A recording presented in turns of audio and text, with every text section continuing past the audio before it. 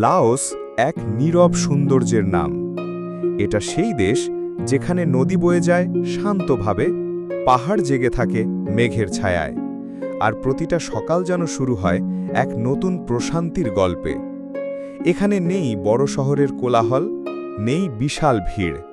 আছে খাঁটি প্রকৃতি, সরল মানুষ আর সংস্কৃতির গভীর ছোঁয়া। জীবন এখানে সাদামাটা, কিন্তু তাতেই যেন মনের এক অদ্ভুত প্রশান্তি।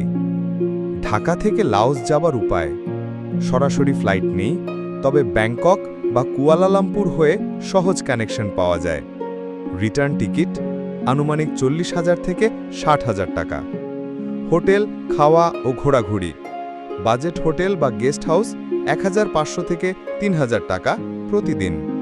লোকাল খাবার 300 থেকে 800 টাকা প্রতিদিন। ট্রান্সপোর্ট ও ঘোরাঘুরি 1,000 থেকে 2,000 টাকা প্রতিদিন।